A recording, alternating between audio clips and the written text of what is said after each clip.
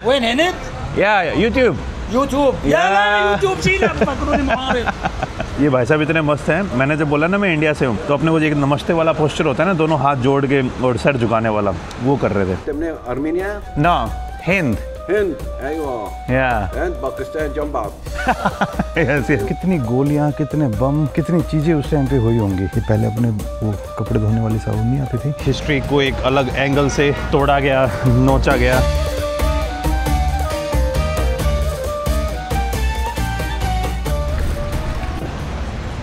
Good morning guys, और स्वागत है आपका एक और नई वीडियो में।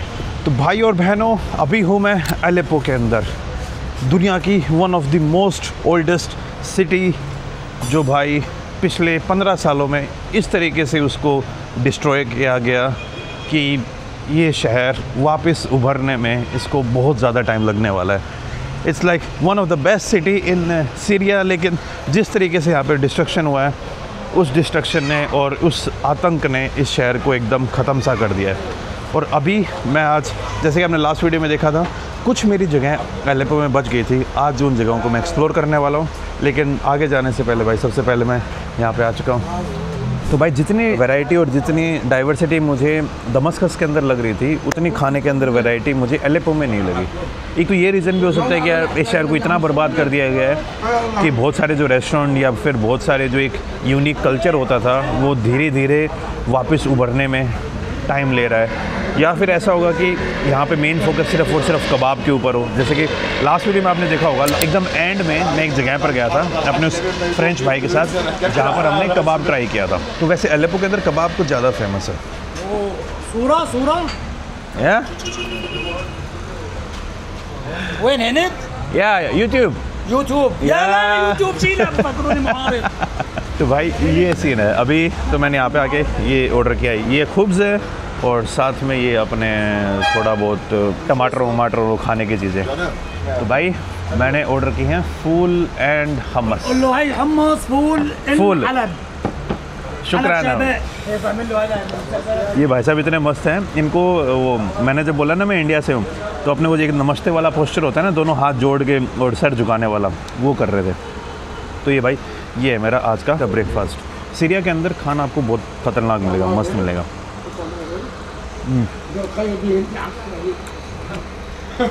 तगड़ा है भाई। तो ये है भाई आज का मेरा खाना, जो ये है फूल और ये है हमस।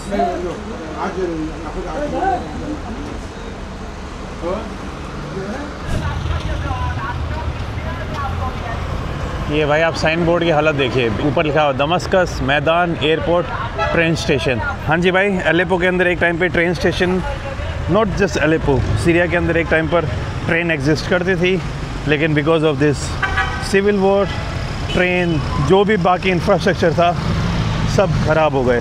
कई की जगह तो भाई मैंने जब उधर दमस्कस से मैं इधर अलेप्पो आ रहा था, तो रास्ते में कई ऐसे ब्रिज थे जो एकदम डिस्ट्रॉय हो रखे थे, ख़त्म हो रखे थे भाई।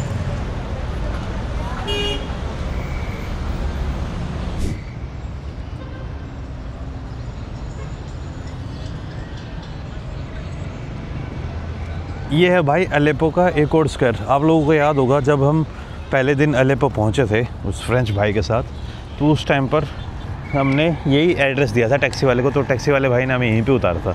सामने हो गया अलेप्पो पैलेस होटल। ये भी एक बिल्डिंग थी जो अभी ख़त्म सी हो रखी है, इसको रिस्टोर करने का आई थिंक काम चल रहा है अभी। बहुत प्राइम लोकेशन के ऊपर है।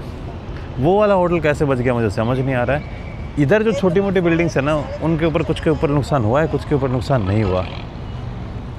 और ये ऊपर आप जो देख रहे हो, ये अभी है सीरिया का नए वाला फ्लैग।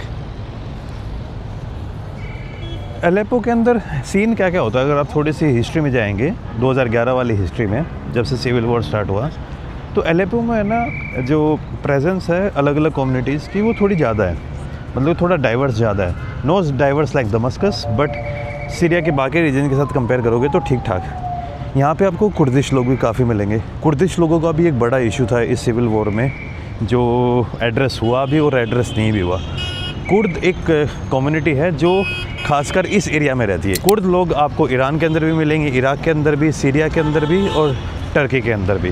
जब अंग्रेज़ों ने ऑटोमन एम्पायर ब्रेक हुई और जब पर्शियन एम्पायर ब्रेक हुई, उसके बाद जब अंग्रेज़ों ने इस एरिया को डिवाइड किया तो उन्होंने अच्छे ढंग से डिवाइड नहीं किया और कुर्द लोग हमेशा अलग अलग कंट्रीज़ में बट के रह गए। कुर्द एक बहुत बड़ी एथनिसिटी है, लेकिन इनके पास कोई भी एक कंट्री नहीं है, ये 4 से 5 कंट्रीज़ में डिवाइडेड है अलग अलग। तो इस एरिया के अंदर भी कुर्द लोग आते हैं। फिर एलावाइट्स हैं। एलावाइट्स बोले तो ये पहले शिया मुस्लिम्स थे, लेकिन बाद में इन्होंने अपना एक सेक्ट बना लिया, ये थोड़े अलग हो गए, फिर ये खुद का ही इनका एक सेक्ट बन गया, एलावाइट्स बोलते हैं इनको। इवन जो बशर अल असद है वो भी एलावाइट ही था, और जब बशर अल असद था उस टाइम पर एलावाइट्स सीरिया की जो पॉलिटिक्स है इसके अंदर बहुत ज़्यादा एक्टिव और बहुत ज़्यादा प्रोमिनेंट थे। Even though they are minority, आप एलावाइट्स की पॉपुलेशन देखिए पूरे सीरिया में, परसेंटेज टोटल 10% भी नहीं है ये, लेकिन इनकी इन्फ्लुएंस अच्छी खासी है उस टाइम पर, अब तो नहीं।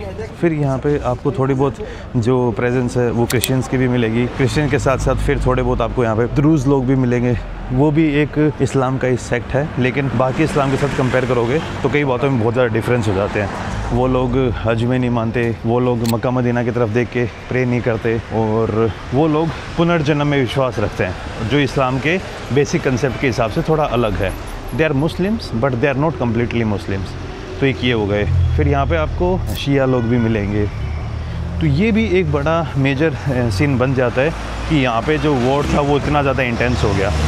यहाँ पे फिर ISIS की इन्वॉल्वमेंट भी आ जाती है। ISIS एक हाईली सुन्नी डेडिकेटेड आइडियोलॉजी है जो चाहती है कि बाकी कोई रहे ना, बचे ही ना, सब या तो कन्वर्ट हो जाएं या वो सबको मार दे। तो ISIS ने यहाँ पे किलिंग स्टार्ट की। ISIS ने सबसे ज़्यादा किलिंग्स की एलावाइट्स की।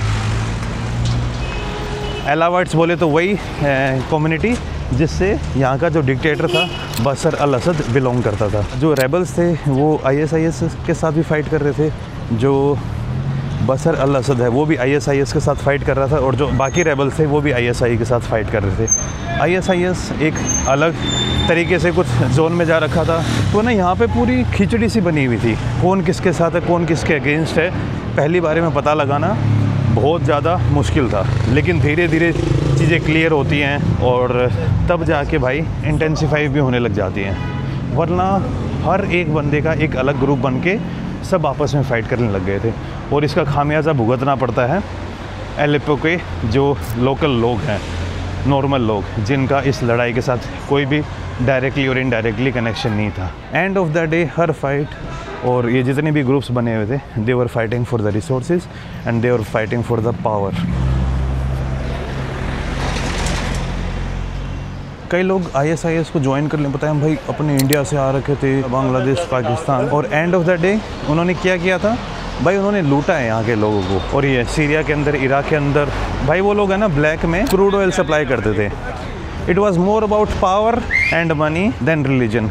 रिलीजन से उनको घंटा फ़र्क पड़ रहा था।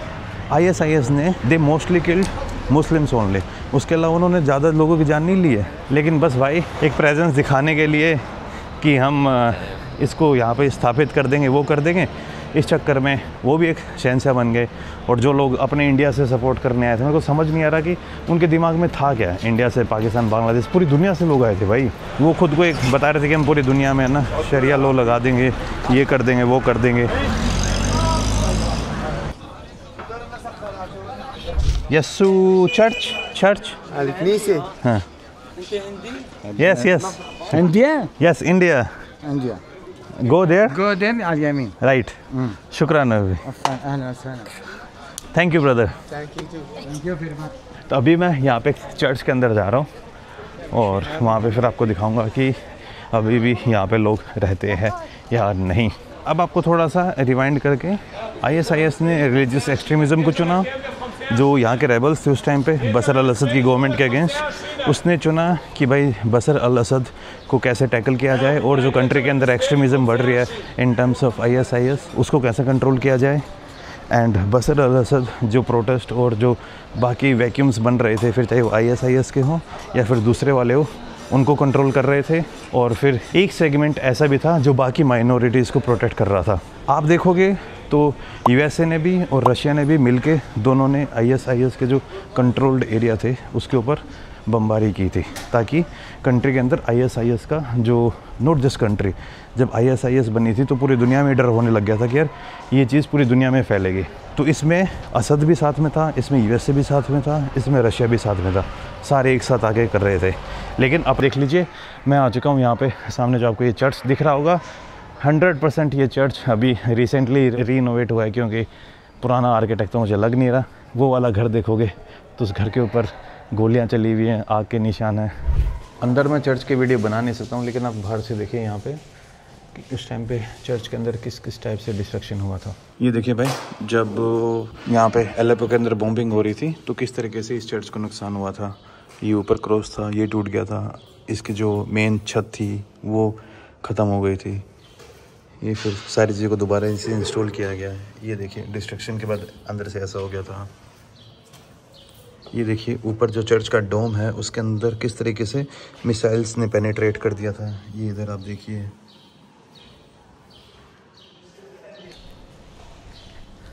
शुक्रान हबीबी, बाय बाय।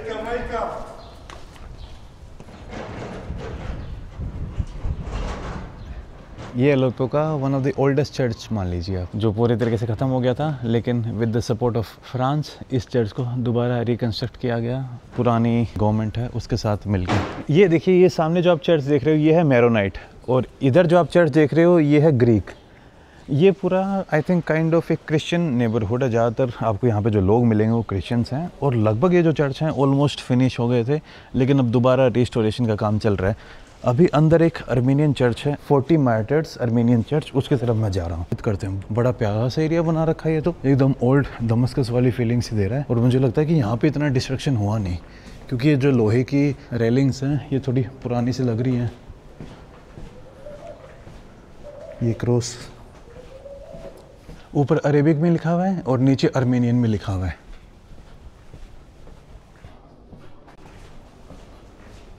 नहीं भाई, न्यू कंस्ट्रक्शन है, साफ साफ दिख ही रहा होगा आपको। कुछ बिल्डिंग्स नहीं हैं, मतलब दोबारा से रिवाइव की गई हैं, और कुछ पुरानी हैं। हाँ, रेस्टोरेंट, पुराने टाइम में ये रेस्टोरेंट था, लेकिन अब कहाँ रेस्टोरेंट सर्वाइव कर पाएंगे ऐसे इकोनॉमी में। Museum of Greek Orthodox church, ये हबीबी Armenian church, Armenian church. منو هذا هون؟ لا هذا مكان نيم. اوكي كلوز. بكره يا سياحة. شيعة. ايوه. سياحة. سياحة. انت منين؟ ارمينيا؟ نو، هند. هند. ايوه. يا هند باكستان جنب بعض. يس يس. ايوه هند باكستان هدول قريبين على بعضهم، حدود بعض. Yes yes. ايه तो भाई ये है सेंट 40 मार्टर्स अर्मेनियन कैथेड्रल, जो भी बंद हो रखा है। भाई साहब कह रहे हैं कि कल खुलेगा। तो अब आप सोच रहे होंगे कि यार यहाँ पे अर्मेनियंस का इन्फ्लुएंस कैसे रहा। पहले तो सोवियत यूनियन का पार्ट थी, सोवियत यूनियन से पहले ये पार्ट थी ओटोमन एम्पायर के अंडर, और ओटोमन एम्पायर कंट्रोल होता था अर्मेनिया से लेके ये एरिया तक, पूरे ओटोमन्स के अंडर आता था। और एक टाइम में तो मक्का मदीना भी ओटोमन्स के अंडर थे, ओस्मान के अंडर। तो उस टाइम पर जो अर्मेनियन बंदे थे वो अलग अलग ओटोमन एम्पायर के एरियाज़ में डिस्ट्रीब्यूट हो गए थे। तो इस तरीके से सीरिया के अंदर एंड लेबनान के अंदर अर्मेनियंस का इन्फ्लुएंस आपको देखने को मिलेगा। आपको याद होगा जब मैं बेरूत में घूम रहा था तो वहाँ पे पूरा एक नेबरहुड था जहाँ पर आपको सिर्फ और सिर्फ अर्मेनियंस मिलेंगे, because of the Ottoman Empire, जो तुर्क लोगों की टर्किश एम्पायर बोल सकते हैं आप उसको। है वो फॉर्म की है STS ने, हयात तल अल शाम, जो पुराने टाइम में अल नुसरा बोलते थे जिसको, और उसके लिंक अलकायदा के साथ माने जाते हैं। मतलब कि यहाँ के जो करंट लीडर हैं सीरिया के, अभी के जो आप प्रेसिडेंट तो नहीं बोलेंगे, लेकिन वो इस अभी जो गवर्नमेंट है उसको हेड करते हैं, वो इसके हेड थे, और इस रेबल ग्रुप के अलकायदा के साथ लिंक है। ये भी थोड़े इस्लामिस्ट एक्सट्रीमिज़म को फॉलो करते हैं, और इनके लिंक्स पहले ISI के साथ भी माने जाते हैं कि जो अबू बकर अल बगदादी था उसने इराक़ से कुछ रेबल्स को यहाँ पे भेजा था, कुछ फाइटर्स को यहाँ पे भेजा था, लेकिन फिर वो उनके अगेंस्ट हो गए। उसके बाद जो ISIS है वो इनको बोलता है कि तुमने हमें धोखा दिया है, तब जाके फिर ये एक दूसरे से लड़ाई करने लग गए थे। वरना अगर आप आइडियोलॉजी की बात करोगे तो इनके अंदर उतना डिफरेंस नहीं था। और इसीलिए कई लोग हैं ना अभी पैरानॉइड हैं, क्योंकि एक टाइम में एलेपो के अंदर जो चर्चेज़ थे, जो ये चर्च गिरे हुए हैं, इनमें बड़ा हाथ रेबल्स का भी माना जाता है, क्योंकि रेबल्स भी चाहते थे यहाँ पे जो माइनॉरिटीज़ हैं उनको ख़त्म टाइम में कर दिया जाए। असद गवर्नमेंट की मैं चाहे कितनी बुराई करूँ, लेकिन जो असद था ना, बसर अल असद, वो एक्सट्रीमिस्ट नहीं था, वो अरब नेशनलिस्ट था। उसने सिर्फ अपनी पावर बचाने के लिए सीरिया के अंदर ये सब कांड किए, लेकिन उसने किसी भी माइनॉरिटी के ऊपर ऐसे अत्याचार नहीं किए, क्योंकि बसर अल असद खुद एक माइनॉरिटी से बिलोंग करता था, अल हवाइट।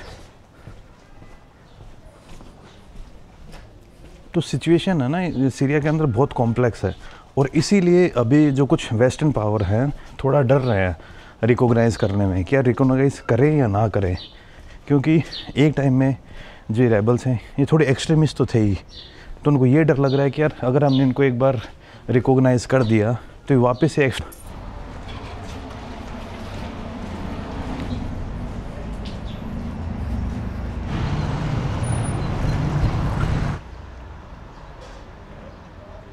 और ये एक बहुत बड़ी, एक बहुत प्यारी लग्जरी टाइप की बिल्डिंग हुआ करती थी, उसकी हालत देखो अभी आप।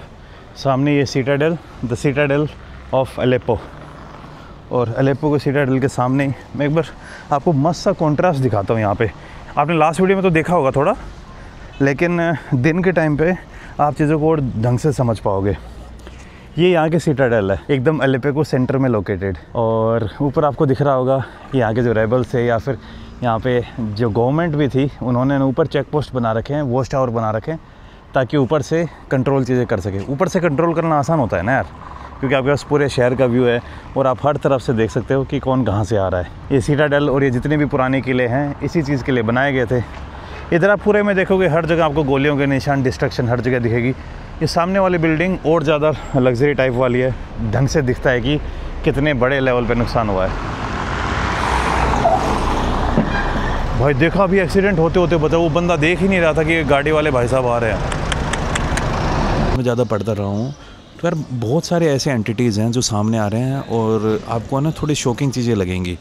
जैसे ज़्यादातर है ना, मैं कोई असद गवर्नमेंट है उसको डिफेंड नहीं करना चाहता, असद जो भी था, लेकिन he was not an extremist. उसने ना रिलीजन को कभी उतना बड़ा एक टूल की तरह यूज़ नहीं किया, ऑफकोर्स किया, लेकिन उतना बड़े तरीके से नहीं। He was more into secularization, liberalization, और he was also fighting against the ISIS and religious extremism. तो पूरा का पूरा असद को ब्लेम कर देना is not I think right approach.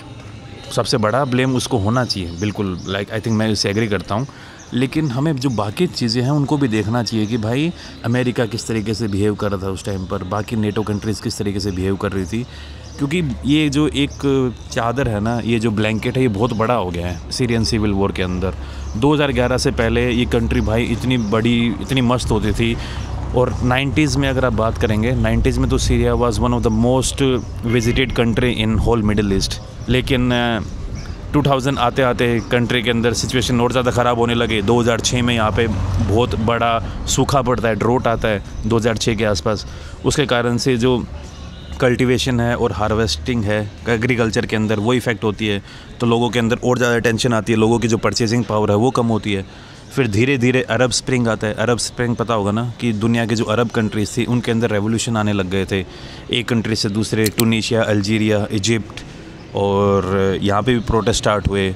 Iraq के अंदर आपको पता ही उस टाइम सीन चल रहा था, इराक़ का जो अमेरिकन इन्वेजन वाला सीन था। इराक़ के अंदर जो इस्लामिक स्टेट थी, अलकायदा थी, वो स्ट्रॉन्ग हो रहे थे। यहाँ पर वो एक कुर्दिस्तान वाला एक पहले से मैटर चल रहा था। तो बहुत सारी चीज़ें कंबाइन होके फिर वो एक सीरियन सिविल वॉर का रूप लेता है, जिसमें मेन हेडलाइन और मेन सेंटर था बसर अल असद, लेकिन इसमें बाकी फैक्टर्स भी बहुत बड़े हैं जिनको इग्नोर नहीं किया जा सकता।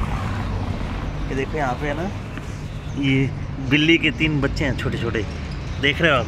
Push push. इनकी मम्मी इधर उधर जा रखी होगी। जो सूक है, जो बाज़ार है, वो इस साइड पड़ता है। वो मैंने आपको लास्ट वीडियो में दिखाई दिया था। और अभी मैं आपको थोड़ी एक और बिल्डिंग दिखाना चाहता हूँ। ये है मस्जिद, और इस मस्जिद के ऊपर बहुत ज़्यादा नुकसान हुआ था। तो यार ये जो मैं वीडियो में बातें कर रहा हूँ ना असद के बारे में, बसर अल असद जो यहाँ के डिक्टेटर थे, उनको ये मत समझना है वो दूध का धुला हुआ था भाई, उसने अपने बंदों के ऊपर केमिकल वेपन्स यूज़ की थी। तो आप इस चीज़ को भी नहीं भूल सकते। और ये यूएन ने कंफर्म किया है, ये कोई होक्स बात नहीं है कि मैं एक सॉफ्ट कॉर्नर रख रहा हूँ। ना ना ना, मैं बस चीज़ों को समझने का ट्राई कर रहा हूँ। मैं चाहे कितने ट्राई कर लूँ, लेकिन जो मेरा ओपिनियन है वो झलक जाएगा वीडियोज़ में। But I try to show each and every side of the coin.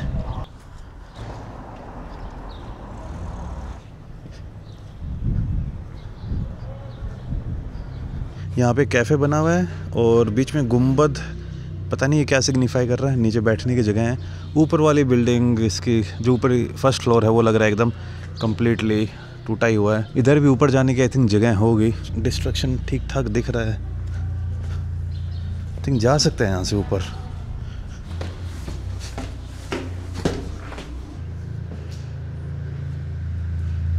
तो यहाँ पे आके मैंने लोगों से पूछा खान का मतलब क्या होता है। खान मतलब होटल, और ये ओटोमन टाइम पर बने हुए होटल्स थे, लेकिन अभी ये कम्प्लीटली तो नहीं, लेकिन इनको काफ़ी नुकसान हुआ है। आई थिंक रिस्टोरेशन का काम चल रहा है। जैसे ये वाला पार्ट था, ये टूटा हुआ था, लेकिन इसके ऊपर पत्थर लगा के इसको रिस्टोर किया गया है। नीचे अगर आप देखोगे तो यहाँ पे गोलियों के निशान आपको दिखेंगे। उस्मान खान बिन उस्मानी من 450 سنة 400 years و50 4-5। ايوه वैसे तो ये काइंड ऑफ यहाँ पे मस्जिद थी और वो सब था, लेकिन यहाँ पे सब लोग आते थे। और सबसे बड़ी बात है कि आप इंसान हो, सबसे ऊपर वही है, और भगवान देख रहे हैं। भगवान के लिए सब इंसान एक जैसे हैं। आई थिंक यही बात। हिंद हाँ كركدين कलकत्ता। ايه هندي ओह शुक्रिया। ايه هي مشان التفصيل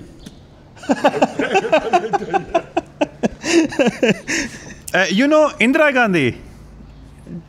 अभी जब मैं यहाँ पे आया तो भाई साहब बोलने लगे थे इंदिरा गांधी के बारे में। तो इंदिरा गांधी खास करके मिडिल ईस्ट रीजन के अंदर Indira Gandhi is really famous. Assad, this Assad, Bashar al Assad, like boom boom Aleppo. ايه لك شيء بسيط شوف هون المساجد وهون هون قنصل سويسري قنصل हाँ हाँ بقول لك عندي خراب في خراب खराब طلع على خراب البراميل ابن الأرض खराब है। ايه ايه अभी भाई साहब से मेरी बात हो रही है। भाई साहब ने एक बात बोली, what we know that India is the 4th largest country in the world economically. या कुल्लू इंडिया اقتصاد كويس इंशाल्लाह।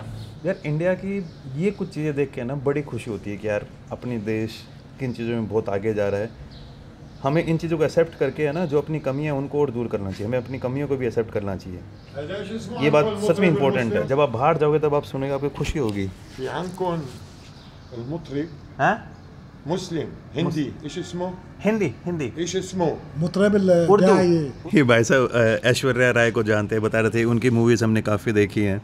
ये भाई साहब बता रहे हैं कि जो इंडियन मूवीज़ हैं यहाँ पे बहुत अच्छा प्ले करती हैं, क्योंकि अरब्स भी इमोशनल होते हैं और इंडियंस भी इमोशनल होते हैं, तो इसीलिए इंडियन मूवीज़ यहाँ पे अच्छे तरीके से काम करती हैं। तो ये एक पिक्चर मैं आपको दिखाना चाहता हूँ कि हर जगह की अलग अलग प्रॉब्लम्स हैं। मैं ये नहीं बोल रहा हूँ कि यहाँ पर प्रॉब्लम नहीं है और कई चीज़ों में प्रॉब्लम नहीं है, लेकिन कोई आपको अगर बोले ना कि अपना नाम पहले ख़राब था और अब अच्छा हुआ है, नहीं यार, अपने इंडिया की इमेज बहुत पहले से अच्छी है। कुछ चीज़ों में सुधार करने की ज़रूरत है, लेकिन all over we have a really good image in the world. The soft power it really does its job. जितनी सॉफ्ट पावर अपने पास थी ना पहले, उतनी किसी भी कंट्री के पास नहीं थी। जितना इन्फ्लुएंस अपन बाकी इनडायरेक्टली लोगों के ऊपर करते थे।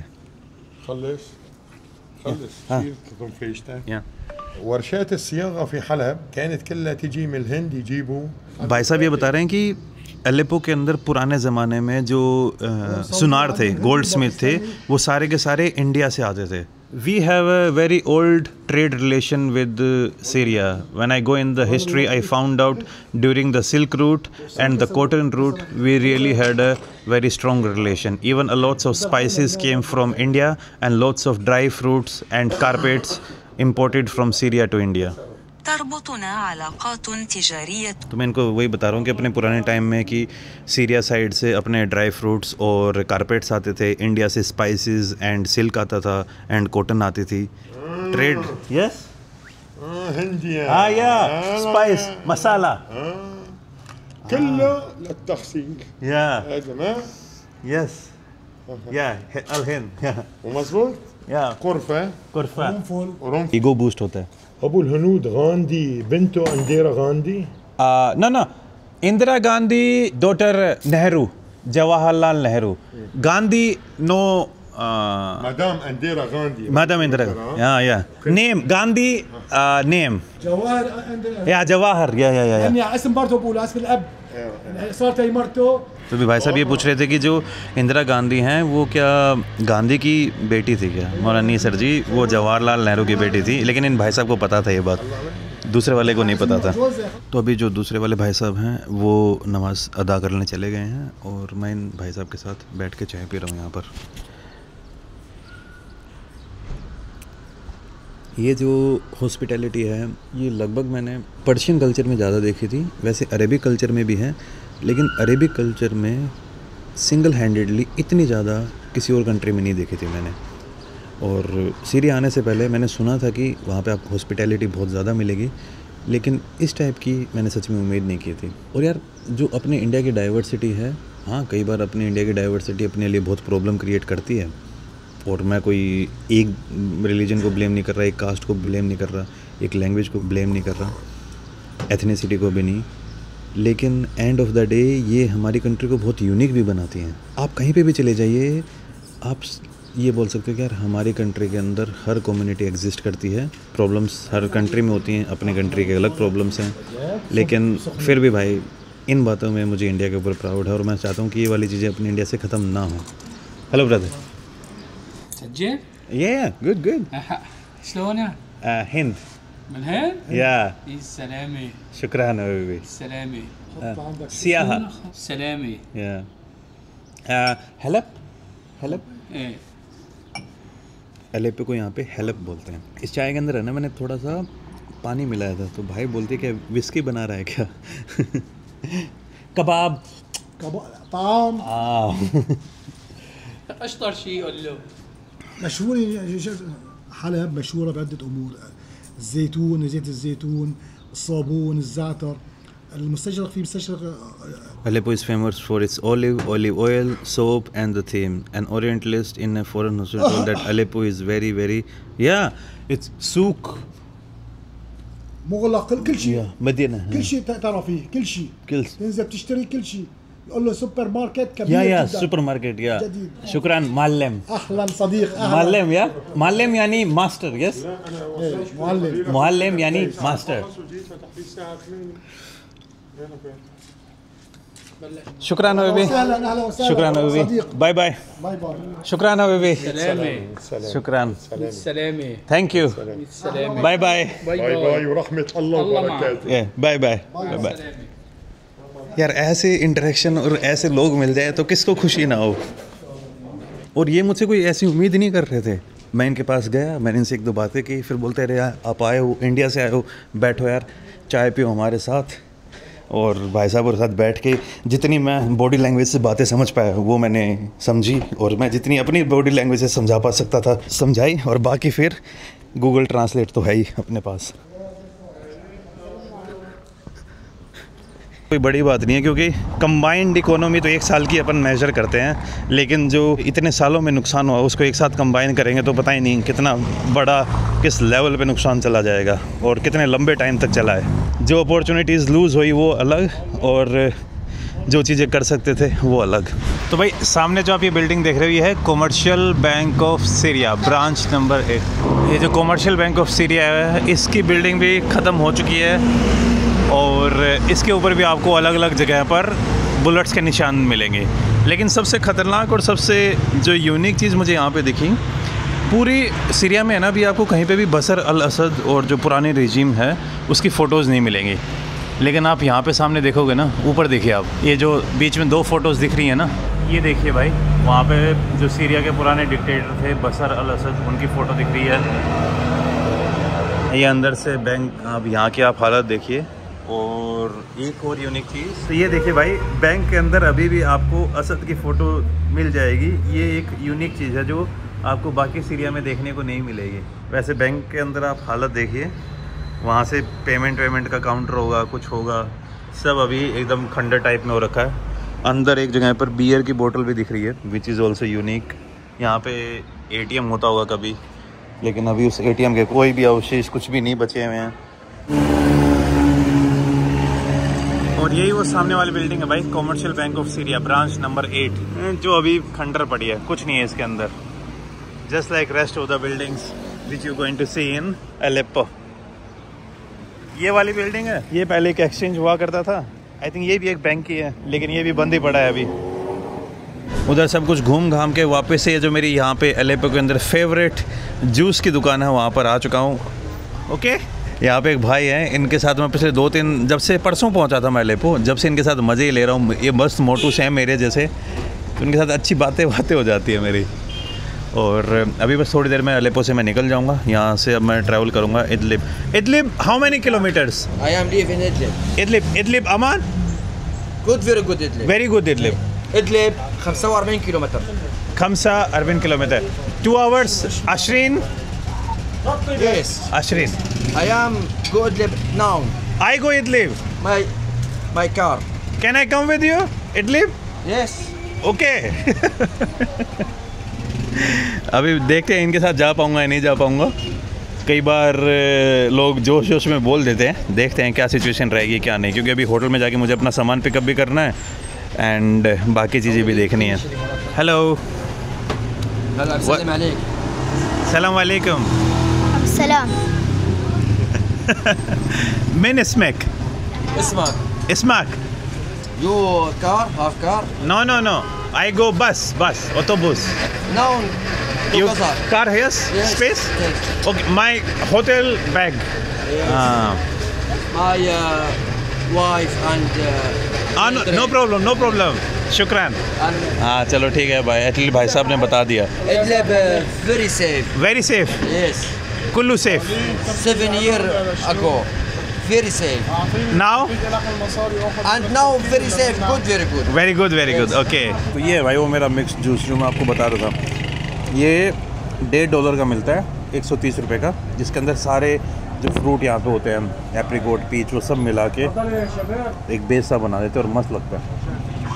मुझे एक घर के लिए इनविटेशन मिला है और मैं देखता हूँ कि वहाँ जाऊँगा या नहीं जाऊँगा, वो इटली पहुँचने के बाद डिसाइड करूँगा। शुक्रान, bye bye. 1 2 3 1 1 2 3 1 okay, bye bye. इस भाई के पास के ना मैं पिछले 3 दिनों से जूस पी रहा था और बाकी बता रहा था कि यार यही मेरी दुकान है। जाते जाते कबाब भी खा ही ले गया। Hello brother, YouTube Hussein, yes मेन स्मैक मुस्तफ़ा। Bye bye. ओके, शुक्रान अभी। أهلا وسهلا. Bye bye. Bye bye. Okay अभी, bye bye. Bye bye. Yeah, you? Yes. Please English. Your son? Yes. Bye bye. Okay. बच्चे और ये होते हैं ना बूढ़े, उनको ना मुझसे टिप्स निकलवानी आती हैं। मैं नॉर्मली इतनी टिप्स नहीं देता यार, पता नहीं ये कि आदत सी बन गई थी, लेकिन बच्चे और बूढ़ों को ना मैं अपने आप ऐसे दे ही देता हूँ। ये जो छोटू था ना, ये ऐसा नहीं था कि मुझसे टिप एक्सपेक्ट कर रहा था, बस मैं फॉरनर था, मेरे को लेके क्यूरियस था, तो भाई मतलब कि मुझ पे एक्स्ट्रा अटेंशन दे रहा है बेचारा, बार बार कोशिश कर रहा कि मेरे को कोई किसी चीज़ की दिक्कत ना हो, खाना खाते टाइम भी और पानी पीते टाइम। बहुत बढ़िया। तो मैंने एंड में फिर बच्चे को है ना 40-50 रुपये दे दिए थे। कोई इतना बड़ा अमाउंट भी नहीं है, लेकिन यहाँ के हिसाब से ठीक था यार। खुश हो गया था बच्चा, पहले भी खुश था बहुत ज़्यादा, लेकिन बाद में और ज़्यादा खुश हो गया था। और उसके पापा और ज़्यादा खुश हो गए थे, वो जिसके साथ एंड में वो ऐसे कर रहे थे ना, वो उसके पापा थे। तो ये भाई मुझे इनविटेशन मिला हुआ है, अब मैं देखते हैं उस इनविटेशन के ऊपर जाता हूँ या नहीं जाता, वहाँ तक पहुँच पाता हूँ या नहीं, ये अभी एक मिस्ट्री है। क्या करूँगा क्या नहीं करूँगा वो सब मैं अभी थोड़ी देर बाद डिसाइड करूँगा। और यही था भाई Aleppo, the city which destroyed the most and which has a lot of history, लेकिन उसकी हिस्ट्री को एक अलग एंगल से तोड़ा गया, नोचा गया एंड समझा गया। तो इसी के साथ इस वीडियो करता हूँ ख़त्म। मिलता हूँ आपसे नेक्स्ट वीडियो में, तब तक खुश रहिए, आबाद रहिए, keep travelling and keep enjoying your life. अगली जो वीडियो आप देखें वो अलेप्पो से नहीं होगी, क्योंकि या तो मैं अलेप्पो से निकल चुका हूँगा या निकल रहा हूँगा। तो मिलता हूँ आपसे नेक्स्ट वीडियो में।